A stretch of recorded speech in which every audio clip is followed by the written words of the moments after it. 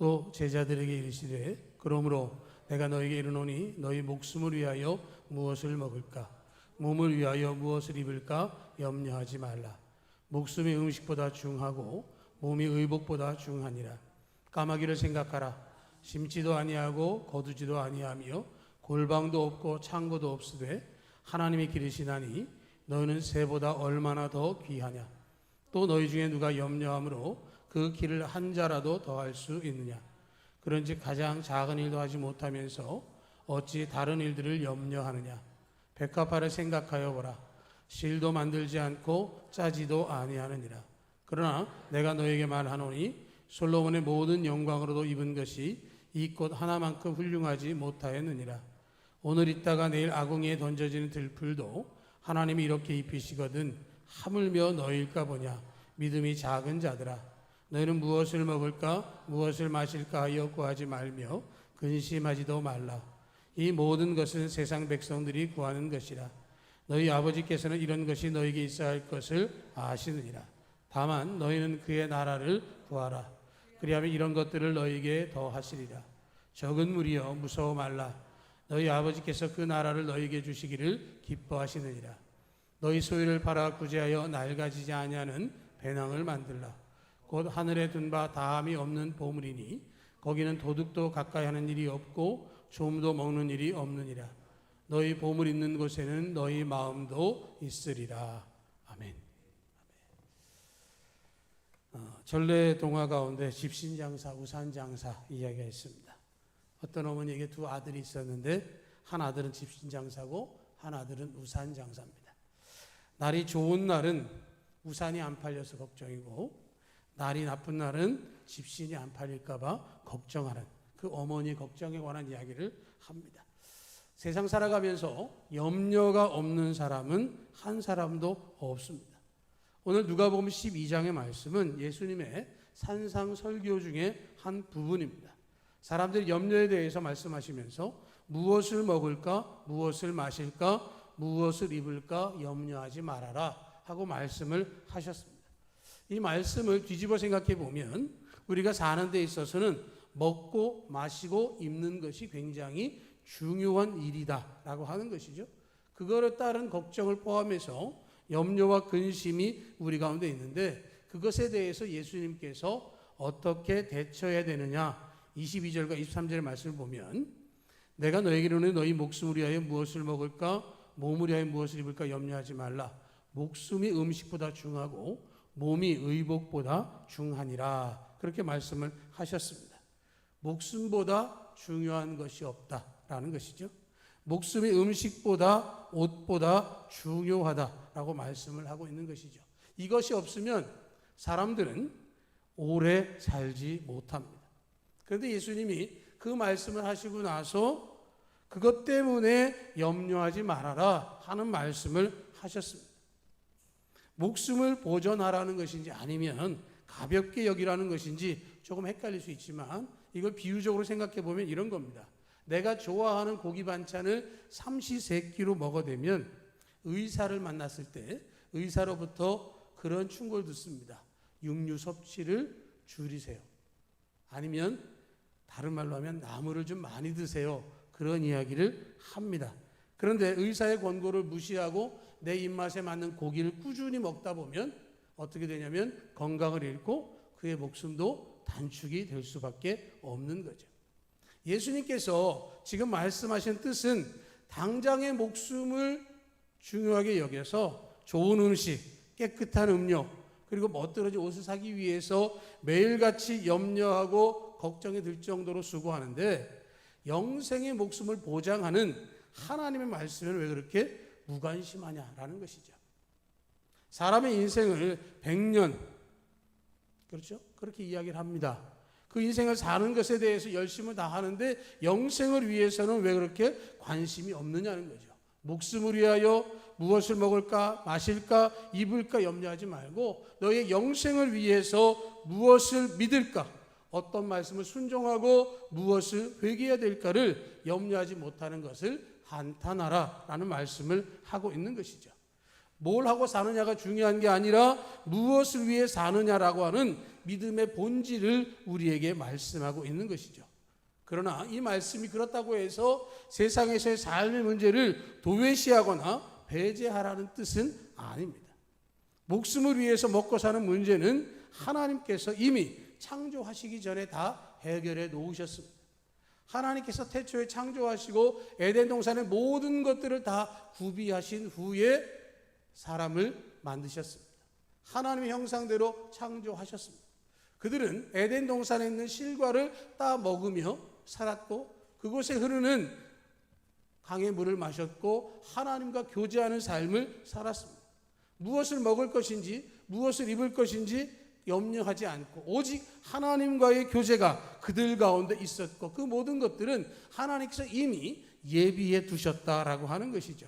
그래서 예수님께서 비유를 들어서 24절로 26절에 말씀하기를 까마귀를 생각하라. 심지도 아니하고 거두지도 아니하며 골방도 없고 창고도 없으되 하나님이 기르시나니 너희는 새보다 얼마나 더 귀하냐. 또 너희 중에 누가 염려함으로 그 길을 한 자라도 더 할 수 있느냐.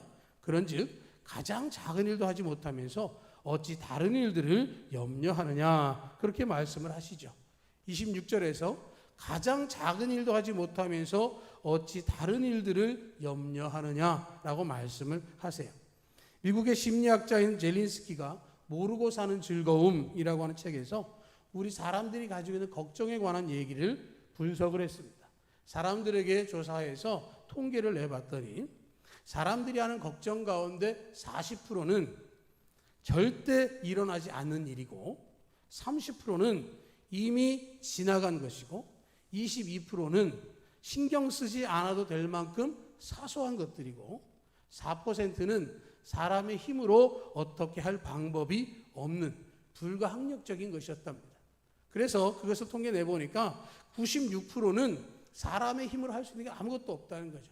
남은 게 4%인데 그거 4%도 우리가 사소한 일이라고 생각할 수 있는 가벼운 일들이었다라고 하는 것이죠. 그러니까 우리가 걱정하고 우리가 염려해서 주의를 기울여서 해결할 수 있는 것은 문제 가운데 4%밖에 없는데 사람들은 4%를 걱정하는 게 아니라 나머지 96%까지 얹어가지고 절대 일어나지 않고 이미 지나갔고 사소하고 내가 할 수 없는 일인 것을 알면서도 그 염려에 빠져 있다라고 하는 것이죠. 오늘 25절에도 보면 너희 중에 누가 염려함으로 그 길을 한 자라도 더 할 수 있느냐라고 말씀을 하세요. 내가 할 수 없는 것에 대한 말씀을 하는 것이죠. 티베트 속담에는 걱정해서 걱정거리가 해결되면 걱정이 없겠네 그런 속담이 있다고 하는데요. 사람들은 걱정하고 염려하고 그렇게 살아가는데 그 모든 것들에 대하여 분명한 말씀은 까마귀를 생각하라 라고 말씀을 하시는 거예요.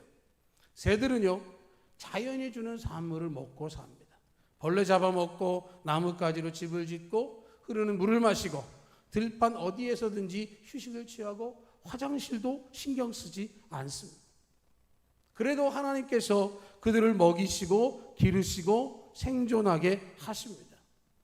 너희는 새보다 얼마나 더 귀하냐라고 말씀을 하시는 것은 하나님께서 우리 인생에 대해서 계획하고 설계하신 모든 것대로 인도하고 계시다라고 하는 것이죠. 새들과 환경과 상황만 다를 뿐이지 염려를 거두시고 우리를 함께 하시는 하나님의 계획 안에 모든 것들이 이루어지는 것입니다. 하나님은 창조로 끝나는 것이 아니라 보존하시고 새롭게 하시는데 이걸 우리는 하나님이 섭리하신다라고 말합니다. 하나님이 섭리하시기 때문에 우리가 믿음으로 살아가게 되어지는 것이죠. 그래서 그 비유를 다시 한번 27절 30절에서 백합화 얘기를 하고 있습니다. 백합화를 생각하여 보라. 실도 만들지 않고 짜지도 아니하느니라. 그러나 내가 너에게 말하노니 솔로몬의 모든 영광으로 입은 것이 이 꽃 하나만큼 훌륭하지 못하였느니라. 오늘 있다가 내일 아궁이에 던져진 들풀도 하나님 이렇게 입히시거든 하물며 너희일까 보냐. 믿음이 작은 자들아. 너희는 무엇을 먹을까 무엇을 마실까 하여 구하지 말며 근심하지도 말라. 이 모든 것은 세상 백성들이 구하는 것이라. 너희 아버지께서 이런 것이 너희에게 있어야 할 것을 아시느니라. 까마귀와 마찬가지로 백합화도 아무것도 하지 않았지만 씨가 땅에 떨어지고 빛이 비추고 비가 내리는 가운데에 자라나서 아름다운 꽃이 되었다라고 말씀을 합니다. 염려하지 않아도 하나님께서 우리를 백합화처럼 만들어 가실 수 있다라고 말씀하고 있는 것이죠. 그러면서 비유를 하기를 솔로몬의 모든 영광으로 입은 것이 이 꽃 하나만큼 훌륭하지 못했다라고 이야기를 합니다. 오늘 있다가 내일 아궁이에 던져진 들풀과도 같은 백합화와 솔로몬의 영광을 비교하시면서 그것이 오히려 백합화보다 못했다라고 이야기를 합니다. 솔로몬은 우리가 잘 아는 것처럼 가장 큰 부와 명예와 권력을 누렸던 왕이었습니다. 또 한편으로는 가장 큰 우상 숭배와 타락을 경험한 장본인이기도 했습니다. 솔로몬이 전도서에서 말하기를 헛되고 헛되니 모든 것이 헛되도다 라고 하는 것은 자신의 인생 가운데 돌이켜보니 허무하고 후회된 분이 있음을 고백하고 있는 것이고요. 그러면서 뭐라고 말씀하냐면 28절에서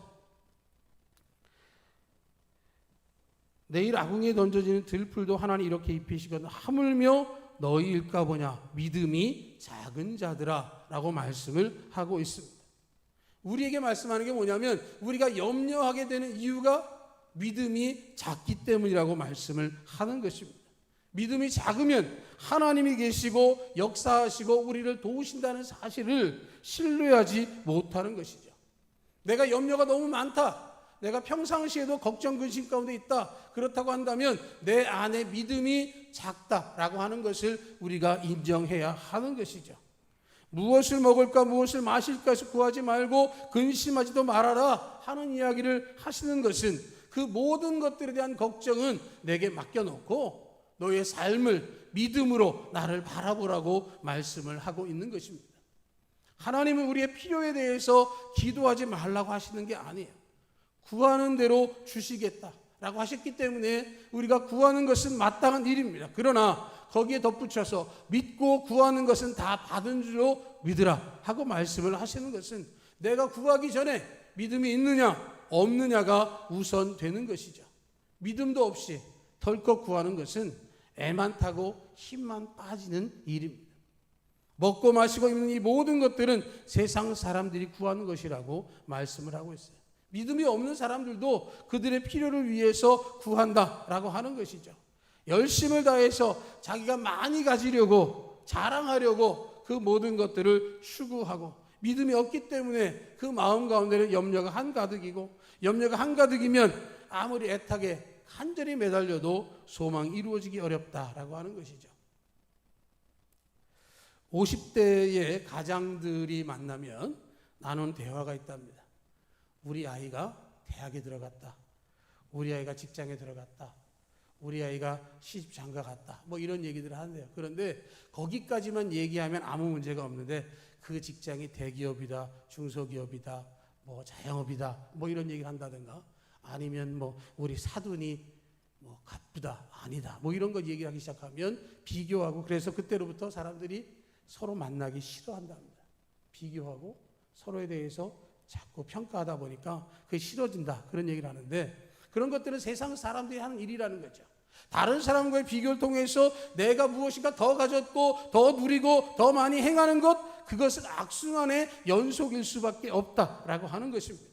믿음이 없는 사람들, 세상 사람들조차도 그렇게 하고 있는 것에 대해서 우리 믿음의 사람들이 거기에 따라가고 그것을 하고자 하는 것은 하나님이 원하시는 것이 아니요 우리의 믿음이 작은 일이라는 것을 말씀하고 있는 것이죠. 그래서 30절에 뭐라고 하십니까? 너희 아버지께서는 이런 것이 너희에게 있어야 할 것을 아시느니라. 먹을 것, 마실 것, 입을 것 하나님이 다 알고 계시다라고 말씀을 하고 있어요. 우리 각자가 원하는 우리의 속마음을 하나님께서 알고 계세요. 그렇기 때문에 우리가 구할 것은 그것이 아니라 하나님을 구하라고 말씀하고 있습니다. 믿음의 주여 온전케 하시는 이인 예수 그리스도를 바라보며 예수 그리스도를 향하여 믿음으로 고백하고 나아가면 염려는 사라지고 믿음으로 그 모든 것들을 책임져 주신다라고 말씀을 하고 있는 것이죠. 구하기 전에 이미 하나님께서 알고 계셨고 까마귀나 백합화를 들풀들에게 하셨던 것처럼 일생의 순간순간 때를 따라 하나님께서 우리에게 돕는 은혜를 베풀어 주신다라고 하는 것이죠. 이게 하나님의 은혜의 방편이고 섭리의 역사입니다. 그것을 경험하고 그것을 체험하면서 감사하면서 살아가는 우리의 삶이 되기를 주님의 이름으로 축복합니다. 우리는 신앙 가운데 하나님을 의지하고 하나님을 바라봐야 하는 것이죠. 지난번에 시편 1편 말씀을 나눴습니다. 나는 의인인가? 나는 형통한가? 나는 복 있는 자인가? 라고 하는 것에 대해서 궁금한 것 찾아가는 것이 신앙생활이고, 거기에서 하나님은 악인에 대해서 비교하셨습니다. 악인은 형통할 수 없고 그들은 하나님의 회중에 들어갈 수 없고 그들은 저주받은 자라고 말씀을 해 주셨습니다. 그 말씀은 우리가 그러한 삶을 살지 않는 복 있는 하나님의 사람인 것을 알게 하고자 하신 것이고, 오늘 누가복음을 통해서 우리의 시선을 하나님께 돌리면, 하나님을 믿는 믿음 가운데 살아가면 염려는 사라지고 하나님께서 해결해 주실 것이라고 말씀을 하고 있는 것이죠. 그래서 말씀하기를 31절로 34절에서 다만 너희는 그의 나라를 구하라. 그리하면 이런 것들을 너희에게 더 하시리라. 적은 무리여 무서워 말라. 너희 아버지께서 그 나라를 너희에게 주시기를 기뻐하시느니라. 너희 소유를 팔아 부자의 낡아지지 아니하는 배낭을 만들라. 곧 하늘에 바 다함이 없는 보물이니 거기는 도둑도 가까이 하는 일이 없고 좀도 먹는 일이 없느니라. 너희 보물 있는 곳에는 너희 마음도 있으리라. 말씀을 하고 있어요. 다만 너희는 그의 나라를 구하라.